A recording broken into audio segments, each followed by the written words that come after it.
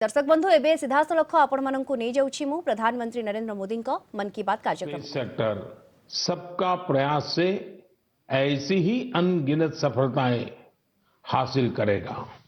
मेरे परिवारजनों, सितंबर का महीना भारत के सामर्थ्य का साक्षी बनने जा रहा है। अगले महीने होने जा रही G20 लीडर समिट के लिए भारत पूरी तरह से तैयार है। इस आयोजन में भाग लेने के लिए 40 देशों के राष्ट्राध्यक्ष और अनेक ग्लोबल ऑर्गेनाइजेशंस राजधानी दिल्ली आ रहे हैं। G20 समिट के इतिहास में ये अब तक की सबसे बड़ी भागीदारी होगी। अपनी प्रेसिडेंसी के दौरान भारत ने G20 को और ज्यादा इंक्लूसिव फोरम बनाया है। भारत के निमंत्रण पर ही अफ्रीकन यूनियन भी G20 से जुड़ी और अफ्रीका के लोगों की आवाज दुनिया के इस अहम प्लेटफॉर्म तक पहुंची। साथियों, पिछले साल बाली में भारत को G20 की अध्यक्षता मिलने के बाद से अब तक इतना कुछ हुआ है जो हमें गर्व से भर देता है। दिल्ली में बड़े बड़े कार्यक्रमों की परंपरा से हटकर हम इसे देश के अलग अलग शहरों में ले गए। देश के 60 शहरों में इससे जुड़ी करीब करीब 200 बैठकों का आयोजन किया गया। G20 डेलीगेट्स जहां भी गए वहां लोगों ने गर्मजोशी से उनका स्वागत किया। ये डेलीगेट्स हमारे देश की डायवर्सिटी देखकर, हमारी वाइब्रेंट डेमोक्रेसी देखकर बहुत ही प्रभावित हुए। उन्हें ये भी एहसास हुआ कि भारत में कितनी सारी संभावनाएं हैं।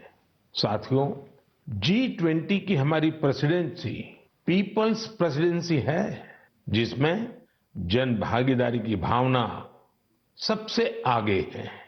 G20 के जो 11 एंगेजमेंट ग्रुप्स थे, उनमें एकेडेमिया, सिविल सोसाइटी, युवा, महिलाएं, हमारे सांसद, एंटरप्रेन्योर्स और अर्बन एडमिनिस्ट्रेशन से जुड़े लोगों ने अहम भूमिका निभाई। इसे लेकर देश भर में जो आयोजन हो रहे हैं, उनसे किसी न किसी रूप से 1.5 करोड़ से अधिक लोग जुड़े हैं। जन भागीदारी की हमारी इस कोशिश में एक ही नहीं बल्कि दो विश्व रिकॉर्ड भी बन गए हैं। वाराणसी में हुई G20 क्विज में 800 स्कूलों के 1.25 लाख स्टूडेंट्स की भागीदारी एक नया विश्व रिकॉर्ड बन गया। वहीं लंबानी कारीगरों ने भी कमाल कर दिया।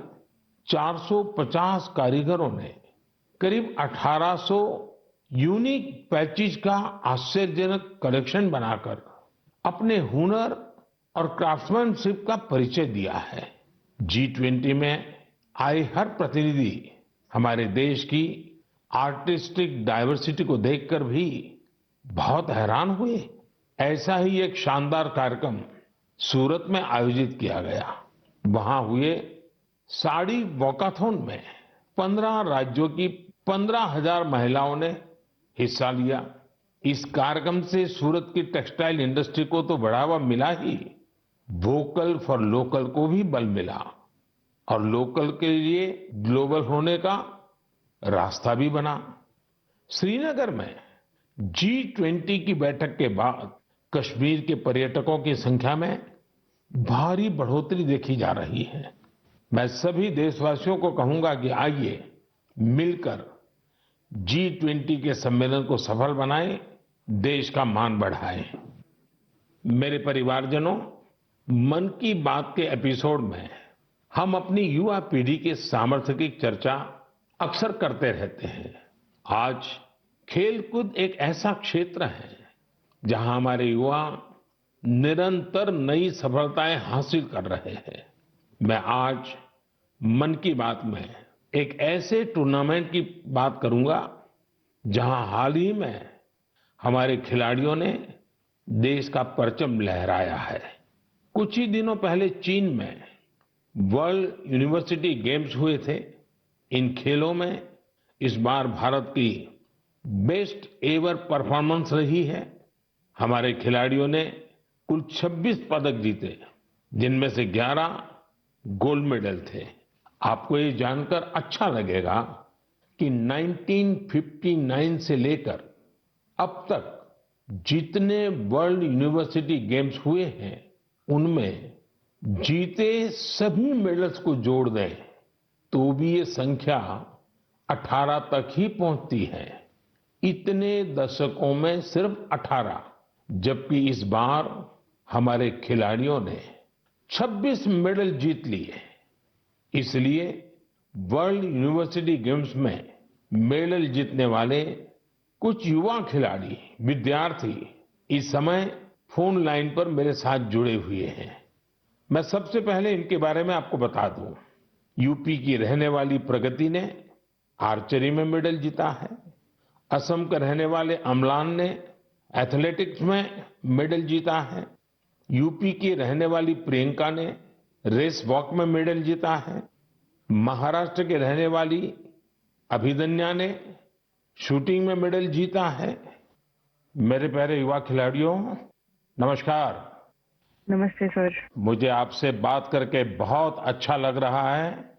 मैं सबसे पहले भारत की यूनिवर्सिटीज में से सिलेक्ट की गई टीम, आप लोगों ने जो भारत का नाम रोशन किया है, इसलिए मैं आप सबको बधाई देता हूं।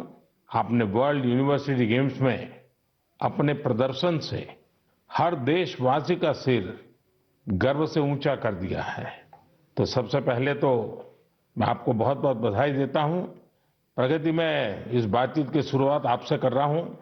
आप सबसे पहले मुझे बताइए कि 2 मेडल जीतने के बाद आप जब यहां से गई तब ये सोचा था क्या, और इतना बड़ा विजय प्राप्त किया तो महसूस क्या हो रहा है? तो बहुत प्राउड फील कर रही थी मैं। मुझे इतना अच्छा लग रहा था कि मैं अपने देश का झंडा इतना ऊंचा लहरा के आई हूँ कि एक बार तो ठीक है गोल्ड फाइट में पहुंचे थे, उसको लूज किया था तो रिग्रेट हो रहा था, पर दूसरी बार यही था दिमाग में कि अब कुछ हो जाए, ये इसको नीचे नहीं जाने देना है, इसको हर हाल में सबसे ऊंचा लहरा के ही आना है।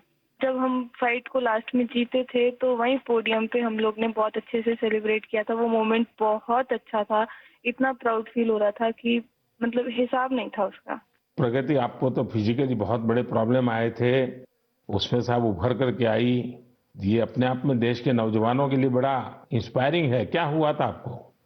तो 5 मई 2020 में मुझे सर ब्रेन हैमरेज हुआ था। मैं वेंटिलेटर पे थी। कुछ कंफर्मेशन नहीं थी कि मैं बचूंगी कि नहीं, और बची तो कैसे बचूंगी, बट इतना था कि हाँ, मुझे अंदर से हिम्मत थी कि मैंने जाना है, वापस ग्राउंड पर खड़े होना है, एरो चलाने। मेरे को मेरी जिंदगी बचाई है जो सबसे बड़ा हाथ भगवान का, उसके बाद डॉक्टर का, फिर आर्चरी का। हमारे साथ अमलान भी है। अमलान, जरा बताइए, आपकी एथलेटिक के प्रति इतनी ज्यादा रुचि कैसे डेवलप की? जी नमस्कार सर। नमस्कार, नमस्कार। सर, एथलेटिक्स के प्रति तो पहले उतनी रुचि नहीं थी। पहले हम फुटबॉल में थे ज़्यादा, बट जैसे जैसे मेरे भाई का एक दोस्त है तो उन्होंने मेरे को बोला कि अमलान, तुम्हें एथलेटिक्स में कंपटीशन में जाना चाहिए। तो मैंने सोचा चलो ठीक है। तो पहला जब मैंने स्टेट मीट खेला तो मैं हार गया उसमें। तो हार मुझे अच्छी नहीं लगी, तो ऐसे करते करते मैं एथलेटिक्स में आ गया। फिर ऐसे ही धीरे धीरे अभी मजा आने लग रहा है, तो ऐसे ही मेरा रुचि बढ़ गया। अमलान, जरा बताइए, ज्यादातर प्रैक्टिस कहाँ की? ज्यादातर मैंने हैदराबाद में प्रैक्टिस की है, साई रेड्डी सर के अंडर। फिर उसके बाद में भुवनेश्वर में शिफ्ट हो गया, तो उधर से मेरा प्रोफेशनली स्टार्ट हुआ सर। अच्छा, हमारे साथ प्रियंका भी है। प्रियंका, आप 20 किलोमीटर रेस वॉक टीम का हिस्सा थी। सारा देश आज आपको सुन रहा है और वे इस स्पोर्ट्स के बारे में जानना चाहते हैं। आप ये बताइए कि इसके लिए किस तरह की स्किल की जरूरत होती है और आपकी कैरियर कहाँ कहाँ से कहाँ पहुंची? मेरे जैसे इवेंट में मतलब काफी टफ है, क्योंकि हमारे 5 जज खड़े होते हैं। अगर हम भाग भी लिए तो भी वो हमें निकाल देंगे, या फिर थोड़ा रोड से अगर हम उठ जाते हैं, जंप आ जाती है तो भी वो हमें निकाल देते हैं।